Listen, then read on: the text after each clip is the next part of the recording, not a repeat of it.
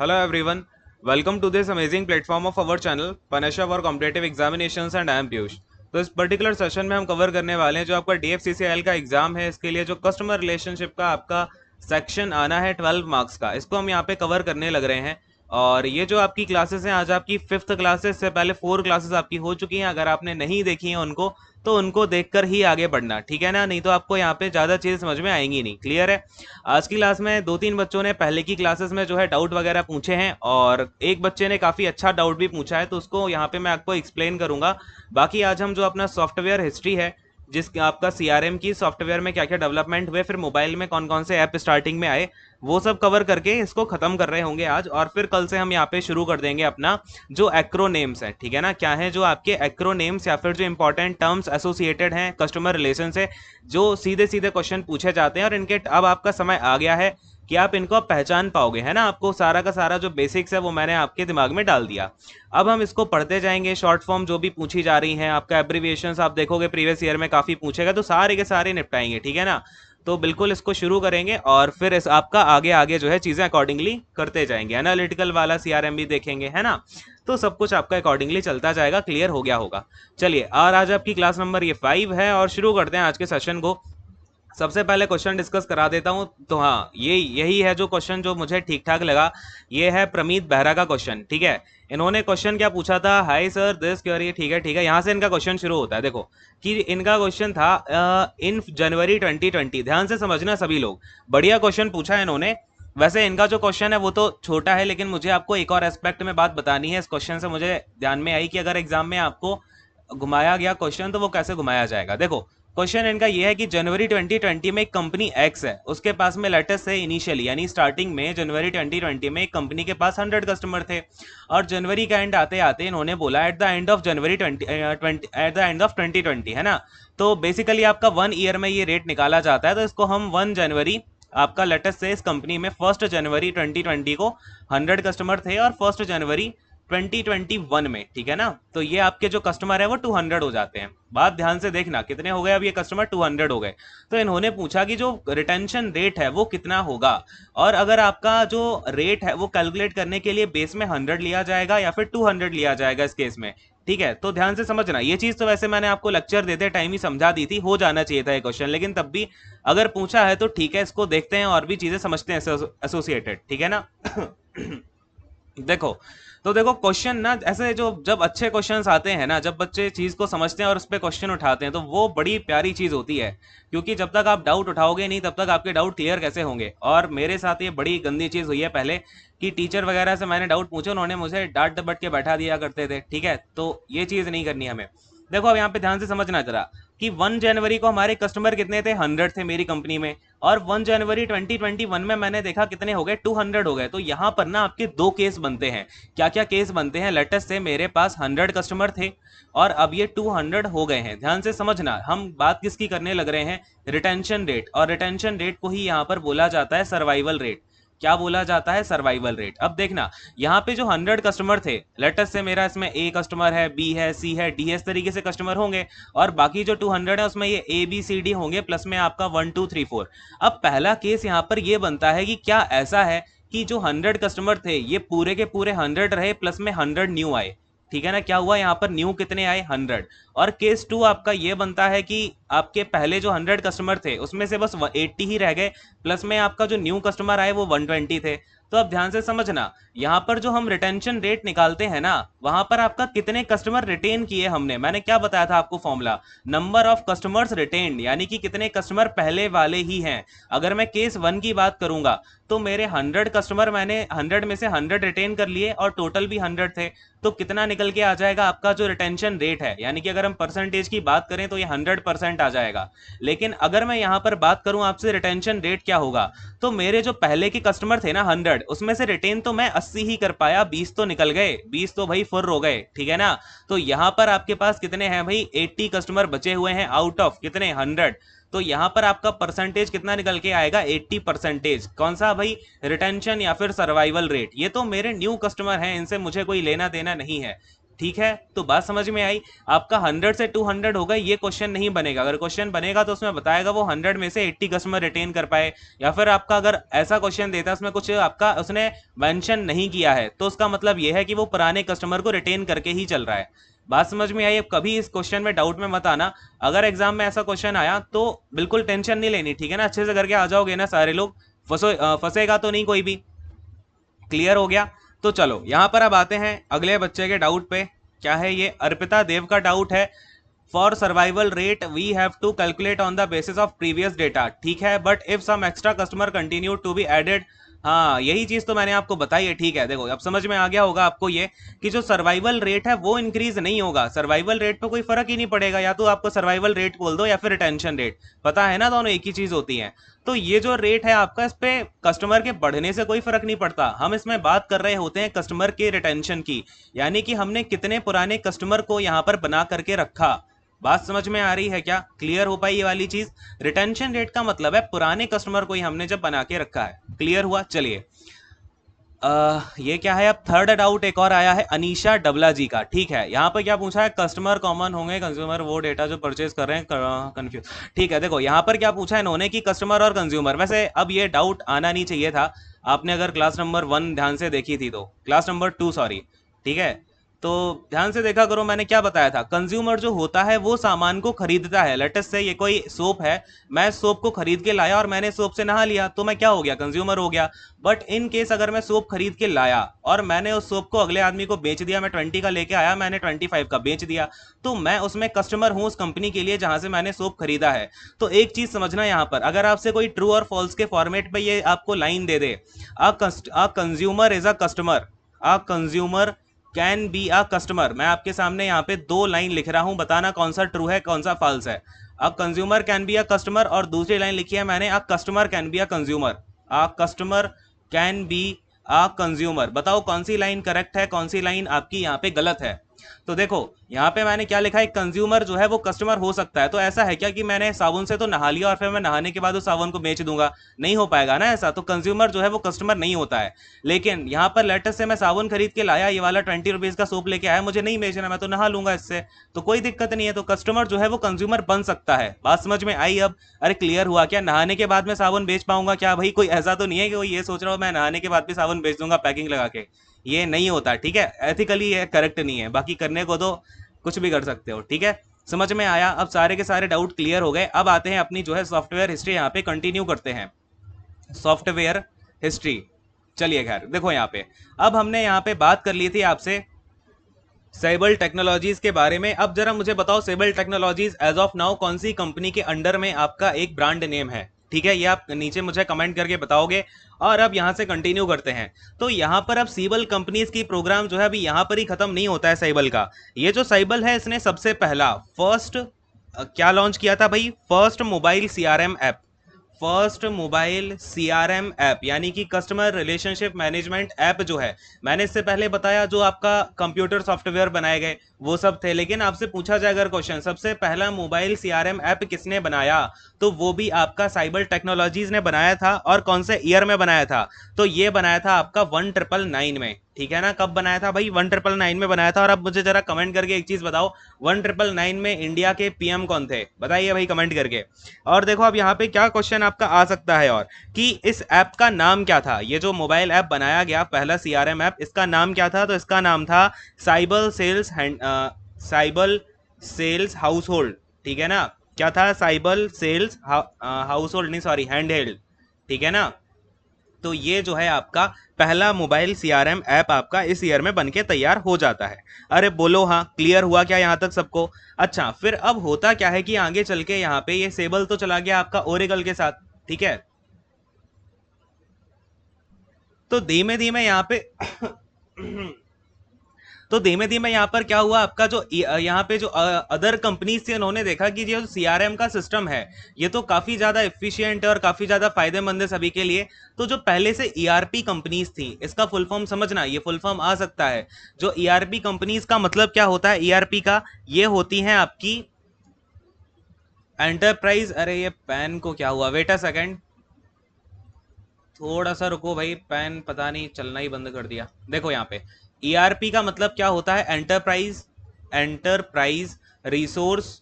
Are से क्या हो जाता है? एंटरप्राइज रिसोर्स, और आपका पी से हो जाता है प्लानिंग। ठीक है, क्या हो जाता है? प्लानिंग। तो ये जो एंटरप्राइज रिसोर्स प्लानिंग की कंपनीज थी, लाइक आपका इन कंपनीज के नाम भी ध्यान में रखने हैं। क्या क्या नाम थे? एक तो ओरेकल हो गया, ठीक है, ओरेकल ने तो फिर चल के आपका जो साइबर सिस्टम था उसको यहाँ पे अपने अंडर में ले लिया। फिर आपका एक एसएपी कंपनी थी, और हो जाती है पीपल सॉफ्ट और नेविशन। ठीक है ना, पीपल सॉफ्ट एंड नेविशन। तो ये क्वेश्चन आपका किस तरीके से आएगा? अगर आपसे क्वेश्चन पूछ ले कि सीआरएम कंपनी कौन सी थी, अगर आपसे लेट से क्वेश्चन पूछ लिया कि बताओ इनमें से सीआरएम टेक्नोलॉजी कौन सी थी, सीआरएम टेक्नोलॉजीज के लिए कंपनी कौन सी थी, तो उसमें आपके तीन ऑप्शन तो डाल देगा, एसएपी, पीपल सॉफ्ट और नेविशन, और चौथा ऑप्शन डाल देगा साइबल। तो आप क्या क्लिक करके आओगे? साइबल क्लिक करके आओगे। ठीक है ना, तो इस तरीके से क्वेश्चन अलग अलग घुमा के पूछे जाते हैं, क्योंकि ये जो आपकी चारों की चारों कंपनी है, ये कौन सी है? एंटरप्राइज रिसोर्स प्लानिंग कंपनीज हैं। समझ में आ रही है मेरी बात? तो अब इन्होंने भी क्या करना शुरू कर दिया धीमे धीमे, इन्होंने जो जब देखा कि कस्टमर रिलेशनशिप मैनेजमेंट का तो यहाँ पे कॉन्सेप्ट बिल्कुल अच्छा सा जा रहा था, और इसी टाइम पे ये ईयर आपका पता कौन सा चल रहा था? यहाँ पर आपका ये ईयर चल रहा था 1990s का। ठीक है, 1990s का टाइम चल रहा था।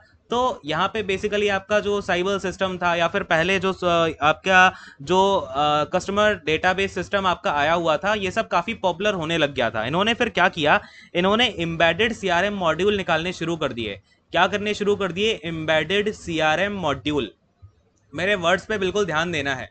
एम्बेडेड सीआरएम मॉड्यूल्स का मतलब क्या है कि कस्टमर, ये जो है पहले से सर्विसेज तो देते थे, क्योंकि एंटरप्राइज रिसोर्स प्लानिंग वगैरह है, तो ये कस्टमर को पहले से सर्विस दे रहे होते थे। लेकिन इन्होंने फिर क्या किया कि उसमें जो सीआरएम मॉड्यूल था इनका, इन्होंने उसमें चिपका दिया। एम्बेडेड का मतलब होता है कि आपको सामने ना दिखे, छुपा हुआ। ठीक है ना, तो इन्होंने छुपे हुए सीआरएम मॉड्यूल लगाए। इसका मतलब क्या था कि लोगों को इन्होंने सर्विस, ये बेसिकली क्या दिया करते थे भाई? सर्विस वगैरह दिया करते थे लोगों को। तो सर्विस के साथ उनका जो उनका डेटा वगैरह था, ये भी ये वो सब ये इकट्ठा करने लगे, और वो एम्बेडेड सीआरएम मॉड्यूल के थ्रू इनका पूरा इकट्ठा होने लग गया। ठीक है, तो यानी कि ये भी धीरे धीरे करके क्या करने लग गए? अपना एक तरीके से सीआरएम बिल्डअप करने लग गए थे। ठीक है, तो बेसिकली बताने का मतलब बस ये था। एक क्वेश्चन यहां से आ सकता है कि ईआरपी कंपनीज और फिर आपका जो सीआरएम कंपनीज है, उनके बीच में डिफरेंस आपको पता होना चाहिए, कौन कौन सी कंपनीज ये हैं। ठीक है, अच्छा, मैंने आपको एक कंपनी का नाम बताया हुआ है क्या? कि एक कंपनी, थोड़ा सा नीचे आते हैं, एक कंपनी थी सेल्सफोर्स.इन। ठीक है ना, सेल्सफोर्स.इन, ये भी एक सीआरएम कंपनी है। ये कैसी है? सीआरएम कंपनी, और काफ़ी इंपॉर्टेंट कंपनी है ये। और इसके हेडक्वार्टर्स आपके कैलिफोर्निया में है। हेडक्वार्टर्स कहाँ पर हैं? कैलिफोर्निया में इसके हेडक्वार्टर्स हैं। बाकी ये क्लाउड बेस्ड कंपनी है, और इसके पास काफ़ी सारा जो है डेटा वगैरह है। चलिए, अब यहाँ पर हम फास्ट फॉरवर्ड करके आते हैं इंपॉर्टेंट बात जो आपकी होती है 2004 में। 2004 में जो है आपका फर्स्ट, यहाँ पे क्या होता है? First open source CRM software, first open source CRM software launch किया जाता है। अच्छा, ओपन सोर्स का मतलब पता है क्या सभी को? ओपन सोर्स क्या होता है? तो ये उस टाइप के सॉफ्टवेयर होते हैं, जैसे इनका जो सोर्स कोड होता है ना, इन सॉफ्टवेयर का जो सोर्स कोड होता है वो सभी के लिए ओपन होता है, और सभी लोग इसे फ्रीली अपने अकॉर्डिंगली क्या कर सकते हैं? इसमें चेंज वगैरह कर सकते हैं, इस सॉफ्टवेयर की कोडिंग अपने अकॉर्डिंग कर सकते हैं। ठीक है ना, इसका सबसे बढ़िया एग्जांपल बताता हूँ। अभी बीच में आपका व्हाट्सएप को यहाँ पे बैन करने की बात चली थी ना, जब व्हाट्सएप ने कहा कि हम आपकी सारी की सारी इन्फॉर्मेशन वगैरह लेंगे, तो उसको बैन करके यहाँ पर इलॉन मस्क ने भी ट्वीट किया था। कौन से सॉफ्टवेयर को यूज करने के लिए ट्वीट किया था इन्होंने? यहाँ पे जो बेसिकली एप्लीकेशन है, उसका नाम था भाई यहाँ पे सिग्नल। ठीक है, क्या नाम था? सिग्नल। तो बहुत सारे लोग इसको यूज भी करने लग गए हैं। तो सिग्नल जो है ये आपका सबके लिए फ्रीली अवेलेबल है, और काफी ज्यादा सिक्योर है ये। ठीक है, एज कंपैरिजन में है ये एक्चुअली में बहुत ज्यादा सिक्योर है, और इसकी सोर्स कोडिंग वगैरह जो है सबके लिए अवेलेबल होती है। सोर्स कोड का मतलब होता है अगर आप इसमें कुछ चेंज करना चाहते हो, कुछ इसको और अच्छा डेवलप करना चाहते हो, तो वो आप अपने अकॉर्डिंग कर सकते हो। ठीक है, तो सीआरएम का जो सबसे पहला ओपन सीआरएम सॉफ्टवेयर लॉन्च किया गया वो 2004 में किया गया। किसके द्वारा? तो शुगर सीआरएम करके आपका ये लॉन्च किया गया था। क्या नाम था? शुगर सीआरएम नाम था।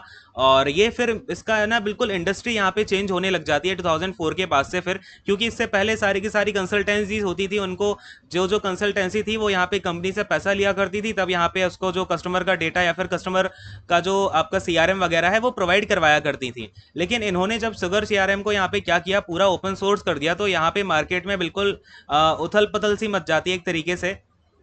और यहाँ पर फिर आगे चलते चलते ईयर आ जाता है 2009, और 2009 के टाइम पे आपको पता है जो सोशल मीडिया वगैरह थी वो काफ़ी बूस्ट हो रही थी। जो सोशल मीडिया प्लेटफॉर्म्स हैं यहाँ पे धीरे धीरे आने लग गए थे, तो सोशल मीडिया से कस्टमर का डेटा उठाना और भी ईजी हो गया। और फिर इनका जो सीआरएम था, शुगर सीआरएम का, वो बहुत मजबूत हो गया। फिर 2009 में ही यहाँ पे कई सारे जो है आपके सीआरएम कंपनीज आते हैं, जिसमें कि मेन 3 नाम है, ध्यान रखना। मैं आपको कंपनीज के नाम क्यों बता रहा हूँ, क्योंकि अक्सर पूछ लिए जाते हैं कि गिवन में से कौन सी सीआरएम कंपनी है, ठीक है ना, तो आपको पता होना चाहिए। जैसे कि एक हो जाएगा बेस, क्या नाम था, बेस सीआरएम। ये काफी इंपॉर्टेंट है, क्यों है, मैंने आपको ऊपर क्या बताया, सबसे पहला जो मोबाइल एप्लीकेशन था वो यहाँ पर किसने लॉन्च किया, साइबल ने किया, ठीक है। लेकिन अगर आपसे यहाँ पे क्वेश्चन पूछ लिया जाए कि सबसे पहला एंड्रॉइड मोबाइल ऐप एप्लीकेशन, ठीक है ना, क्या पूछा जाएगा क्वेश्चन यहाँ पे, Android Android app Android app CRM application, ठीक है ना, एंड्रॉइड ऐप सीआरएम, या फिर ये किसने लॉन्च किया, तो ये किया था इस बेस सीआरएम ने, ठीक है। तो थोड़ा सा बेस सीआरएम के बारे में समझते हैं। और हाँ, एक चीज और, ये जो बेस सीआरएम है ये आपका जो आईओएस के आपके फोन्स होते हैं उसके लिए भी अवेलेबल है, और आपका एंड्रॉयड के लिए भी अवेलेबल है, ठीक है। तो ये पहला आपका एंड्रॉयड ऐप या फिर आईओएस का ऐप बना जो कि सीआरएम का अवेलेबल था मार्केट में। कौन सा भाई, बेस का। अच्छा, बेस जो है आपका 2018 में यहाँ पे एक कंपनी है जेनडेस्क, उसने खरीद लिया है, तो अब इसका नाम भी जेनडेस्क ही हो गया, ठीक है, एक तरीके से अब ये इसके अंडर में आ गई है, ठीक है। और जेनडेस्क सेल करके इसकी एक ब्रांच इन्होंने कर दी है बेस सीआरएम को, क्लियर है। और इसका ऑफिस भी आपका कैलिफोर्निया में है। बाकी ऑफिस के क्वेश्चन तक तो नहीं जाएंगे, इतना डीप नहीं जाएंगे जहां तक मुझे लगता है, लेकिन ये आपका क्वेश्चन तो बहुत इंपॉर्टेंट है, ठीक है ना। बाकी यहाँ पे बेस सीआरएम हो गया। दूसरी मैंने 3 कंपनी बोला था ना, दूसरी कंपनी हो जाएगी आपकी देखो, सोशल सीआरएम, ठीक है ना, क्या हो जाती है, सोशल सीआरएम करके इसमें दूसरी कंपनी थी। ये जो कंपनी थी इसने पूरा का पूरा फोकस अपना सोशल मीडिया पे लगाया। सोशल मीडिया पे जो भी कस्टमर वगैरह इसको मिलते थे, जो भी मार्केट था सोशल मीडिया का, इसने एक्वायर करना शुरू करा, और ये कंपनीज को उनका डेटा वगैरह यहाँ पे प्रोवाइड करवाया करती थी, ठीक है। कौन सी भाई, सोशल सीआरएम सॉल्यूशंस, ठीक है, बेसिकली कंसल्टेंसी है तो आगे सॉल्यूशंस वगैरह कुछ लगा लेते हैं, तो ये चीज़ ध्यान में रखना। लेकिन सबसे इंपॉर्टेंट थी यहाँ पे आपके लिए बेस सीआरएम, इसको तो अच्छे से ध्यान में रखना। सोशल सीआरएम हो गया, फिर एक थर्ड वन थी नटशेल सीआरएम, ठीक है, नटशेल सीआरएम सॉल्यूशंस, ठीक है। तो ये 3 कंपनियां थी जो कि, देखो ये कंपनियों के नाम क्यों बता रहा हूं, क्योंकि धीमे धीमे स्टार्ट में जो कंपनीज आती है ना, वही आपके एग्जाम में पूछी जाती है कौन सी इंपॉर्टेंट है। अब 2009 के बाद में फिर जो भी कंपनीज आती जा रही हैं उनसे हमें मतलब नहीं है। जो बेस कंपनीज है ना, जहां से ये पूरा का पूरा चीजें डेवलप होनी शुरू हुई हैं, वो इंपॉर्टेंट होती हैं, ठीक है ना। तो बस इतनी कंपनीज, इनके नाम मैंने अभी तक आपको लिखवाए हैं, वो अच्छे से याद रखना, क्योंकि यहां से क्वेश्चन पूछे जाने की प्रोबेबिलिटी काफी ज्यादा होती है, ठीक है ना। तो ये जो नटशेल आपका सीआरएम सॉल्यूशंस है, ये बेसिकली 2010 में लॉन्च की गई थी, और इसने यहाँ पे इंटीग्रेशन करा गूगल ऐप्स के साथ में, ठीक है। गूगल ऐप आपको पता होंगे, इतने सारे गूगल ऐप्स होते हैं, इनके साथ इसने इंटीग्रेशन करा, और इसने भी आईओएस ऐप भी दिया, इसने एंड्रॉयड ऐप भी दिया सीआरएम का, और इसने यहाँ पे वेब वर्जन भी दिया, ठीक है। तो ये तीनों के तीनों इसने प्रोवाइड करे सीआरएम के, तो ये चीज़ हो गई। बाकी इतनी कंपनीज के बस आप नाम अच्छे से ध्यान में रख लेना। अच्छा, अब यहाँ पर क्या होता है, ये सब आपका कहानी तो खत्म हो गई, लेकिन ये जो आपका शुगर सीआरएम था, ठीक है ना, शुगर सीआरएम जिसने कि सबसे पहला ओपन सोर्स दिया था, राइट नाउ अब ये ओपन सोर्स नहीं है, अब इन्होंने इसको पेड वर्जन में भी लॉन्च कर दिया है 2014 के बाद से। लेकिन 2014 के बाद से पेड है वो अलग चीज़ है, लेकिन तब भी इसका फ्री वर्जन जो है वो अभी भी अवेलेबल है, आप उसे यूज़ कर सकते हैं। बाकी काफ़ी पुराना हो गया उसमें डेटा, तो अपडेट वाले जो बग फिक्सेस हैं वो अब इनके थोड़े से वैसे प्रीमियम वर्जन्स आने लग गए हैं, क्योंकि बेसिकली जो इसके फाउंडर थे जॉन रॉबर्ट्स, ठीक है ना, इसके फाउंडर जो थे जॉन रॉबर्ट्स है, ये चीज़ भी ध्यान में रख लेना। जॉन रॉबर्ट्स ने बेसिकली यहाँ पे ईयर 2009 के आसपास सीईओ से हट गए थे ये, तो इसके बाद इसका थोड़ा सा मार्केटिंग इसकी शुरू हो गई शुगर सीआरएम की, तो बाकी वो सब अलग चीज़ है। बस इतनी बातें आपको ध्यान में रखनी है। यहाँ पर आपका खत्म हो जाता है सॉफ्टवेयर हिस्ट्री पूरी की पूरी, क्योंकि ईयर 2014 के आगे से क्या हुआ, सीआरएम में जो एआई है, यानी कि आर्टिफिशियल इंटेलिजेंस है, बिजनेस इंटेलिजेंस है, इसका यूज़ होने लग गया, ठीक है ना। ये जो आपकी टेक्नोलॉजीज हैं ये आपकी पिक्चर में आ जाती हैं, और एग्जाम पॉइंट ऑफ व्यू से जो एक आधा पॉइंट इंपॉर्टेंट हो गए वो मैं आगे चल के कराऊंगा। अभी एआई समझने के लिए आपको थोड़ा बेसिक टर्म्स समझने हैं, जो कि आपका अब नेक्स्ट क्लासेस में सारे के सारे एक्रोनेम्स करेंगे, जो भी आपको एग्जाम में मिले हैं या जो भी चीज़ें हैं, ठीक है ना, ये सारी की सारी हम कंप्लीट करेंगे फटाफट से। अब ये वाला जो सेक्शन था आपका सॉफ्टवेयर वाला, वो कंपनीज के नाम के लिए और फिर उनमें जो भी डेवलपमेंट हुए हैं सीआरएम के ऐप वगैरह में, इसलिए ये कराना जरूरी था। ये फिनिश हो गया अपना टॉपिक। अब हम यहाँ पे अकॉर्डिंगली चलेंगे, जो भी इंपॉर्टेंट बातें हैं, जो इंपॉर्टेंट टर्म्स हम यूज़ करने वाले हैं अब सीआरएम में, उनकी डेफिनेशन समझेंगे, एक्रोनेम समझेंगे, एब्रिविएशन समझेंगे, जो भी चीज़ें हैं, ठीक है ना, सारी की सारी देख रहे होंगे। क्लियर हो गया? तो आज का सेशन इतना ही रखते हैं छोटा इतना ही रखते हैं छोटा सा, और फिर मिलते हैं आपसे कल वाले सेशन में, या फिर जब भी आपको इन्फॉर्मेशन दी जाएगी। और क्लासेस की इन्फॉर्मेशन आपको टेलीग्राम पे मिल जाती है, तो टेलीग्राम चैनल को ज्वाइन कर लेना, और वहाँ पे जो डाउट डिस्कशन ग्रुप है, या फिर जो बच्चे आपस में क्वेश्चन वगैरह पूछते हैं, तो उस ग्रुप को भी आप ज्वाइन कर सकते हो। और उसमें पर्सनल बातें नहीं करनी, ठीक है ना, बस क्वेश्चन जो भी हो आपके वही पूछने हैं। और जो भी आपके डाउट्स वगैरह हैं उनको आप डाउट लिख करके पीडीएफ बना के डालते जाओ, ठीक है। वो देख रहा हूँ मैं अभी, आई थिंक बस 4 से 5 पीडीएफ ही अभी तक आई हैं, तो एक आध दिन बैठ करके मैं आपको वो भी करा दूंगा जो सीन है। बाकी पर्सनल डाउट इंस्टाग्राम पे जो है पूछ सकते हो। बाकी ये मैं आपका 1-2 दिन में देखता हूँ, इंस्टाग्राम पे बहुत सारे डाउट जो आए हुए हैं उनको भी आपको उनके आंसर्स वगैरह मिल जाएंगे। बाकी फिर यहीं पे यार सेशन को एंड करते हैं। अच्छे से आप लोग पढ़ते रहिए, बहुत सारा टाइम आपको मिल गया है, और आई डोंट थिंक कि अब 100 प्लस से कम में आपको सेटल होना चाहिए, ठीक है, क्योंकि टाइम अच्छा खासी मिला है, तो उसको यूटिलाइज करो।